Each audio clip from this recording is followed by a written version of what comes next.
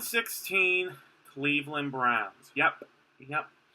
But there is a little hope this season for maybe that they'll get maybe at max 4 wins. They got 2 new quarterbacks. One of them is Tyrod Taylor that they traded for, solid starter, and they drafted Baker Mayfield first overall. That is going to be a pretty interesting quarterback battle. I don't know if Mayfield can beat out Taylor. I think they're probably going to ride Taylor out the entire season, kind of like when they did with Anderson and Brady Quinn. And it turns out that Derek Anderson had this breakout year all of a sudden, and Cleveland went 10-6. But still, in Cleveland fashion, they missed the playoffs.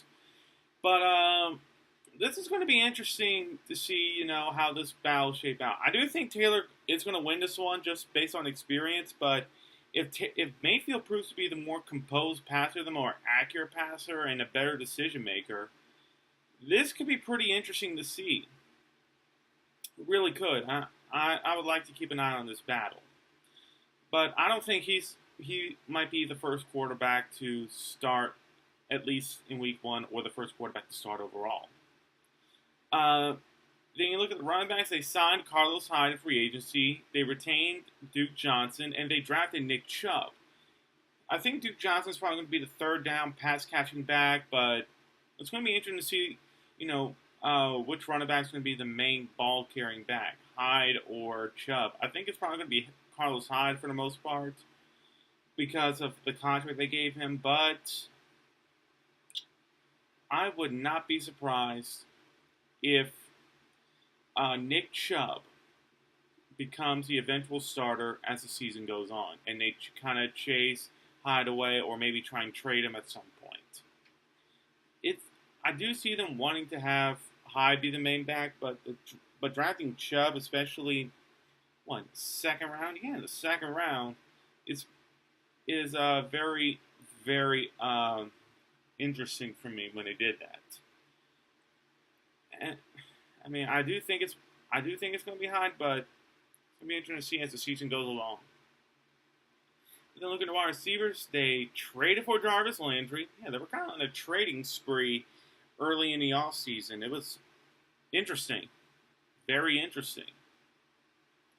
And they kind of have this nice receiving core going on. They get Josh Gordon back. For the moment, we have no idea if he'll get suspended again. So it's probably going to be Landry at the 1, Gordon at 2, and 3 is going to be first-round pick from 2016, Corey Coleman, who they are hoping will develop into a good receiver. Hopefully, a more reduced role, not being the main receiver, should help him, and hopefully he'll stay durable this season. They got a couple other wide receivers that they're trying to figure out, trying to see who can kind of stick. But it's a decent receiving core. Again, it depends who the quarterback is and how well he's going to connect with them. They do set up the quarterback well for some decent success, maybe borderline on good success. But if the quarterback is just tossing picks left and right, that's not going to help him. That's not going to help the receiving core. It's just going to bring it back to step 1. I think. Then again, when did Cleveland Browns ever leave step 1? Of course, tight ends, you got Njoku and Seth DeValle manning it. Not much to say there, just potential.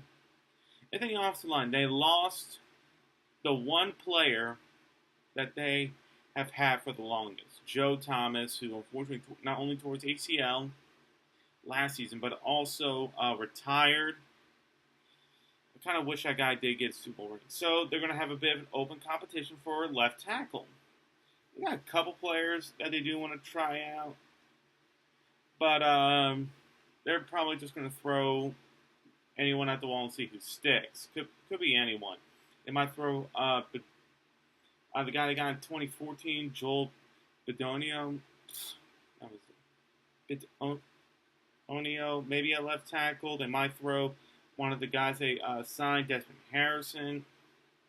There's just a lot of players that they could try. They are most likely going to try. Maybe even one of the guys they drafted, Chris Hubbard. What's his name again? Chris Hubbard. And of course, you got Kevin Zeitler main one of the guards, and I'm pretty sure whoever's not the left tackle is probably going to be one of the guards between Bodito and Hubbard. And center is going to be Austin Tretter. No, I'm sorry,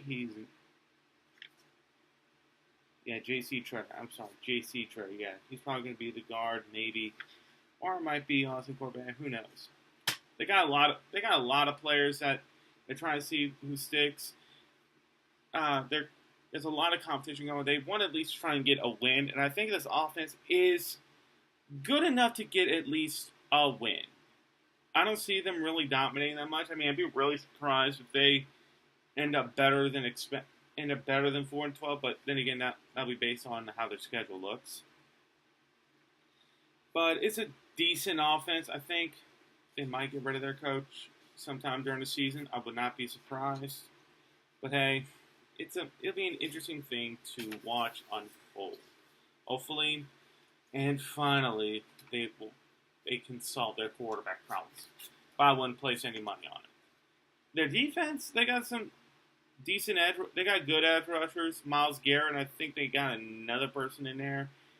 They're probably going to have like Emmanuel Ogbah, Nassib, and Trayvon Colley. Jesus, they just have a ton of players that they're going to throw to the other side of Myles Garrett to see who sticks. The linebacking core is actually really good too.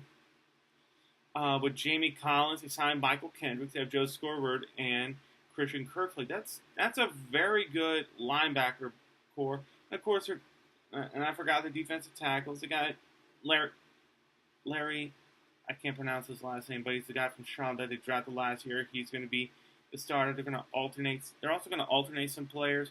Probably have like Jamie Meteor, Caleb Brantley. Probably swap in and out every now and then. Most likely. We go back to the linebacker core. It's actually pretty good. Joe Scorward, Christian Kirksey, Michael Kendricks, and Jamie Collins. That's a pretty good linebacking core to have.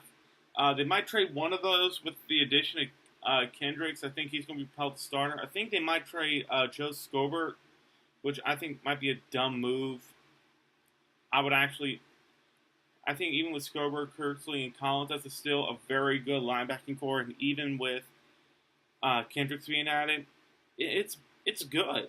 Just I want to see this in action. I want to see this defense in action. Of course, the secondary, it's at best underrated. I'm gonna say at best underrated.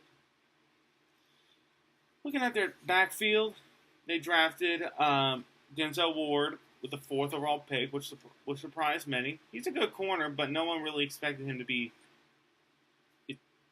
taken that high. They also traded for Demarius Randall. They have T.J. Carey. They also have E.J. Gaines. And their safety is probably going to be Jabril Peppers and maybe Demarius Randall. Maybe. It's an underrated. I'm going to go at best underrated. It has the potential of being pretty good, but there's just a lot of things that probably have to go right. There's just a lot of things that maybe could go right, but maybe not. It's got potential. It's got talent. Just needs to come together and needs to perform well. And looking at this defense, it's not terrible, but it's not good. And if their offense constantly holds them back, having to make them play having them to be on the field constantly and having to play catch up, that's not a recipe for success. And of course, looking at the schedule, not only do they have to play the AFC North and have to face the Steelers for the first time in the 5th season in a row maybe. They also have to play the NFC South as well as the AFC West. And their schedule, I have them going at best 4-12. Yes, 4-12 is their best. They will get more wins this season, but I would not be surprised if Hugh Jackson gets fired in the middle of the season because they go like 1-8 or something. But they could really struggle early on. They do have some favorable games. I think the Jets might be a toss-up. The Ravens might be a toss-up. The Bucks might be a toss-up. The Bengals, both matches being a toss-up. And, of course, maybe the Panthers and they'll lose. But with some of these toss-up games, and even when they play against the Saints, the last two matches they just matched up well. I know, but it's an interesting schedule to see unfold. I don't see them going to the playoffs at all. I mean, if they do go to playoffs, I will drink myself to black out and forget about the Browns. But I can definitely see them probably going at best 4-12. All right, next video is going to be the Cincinnati Bengals.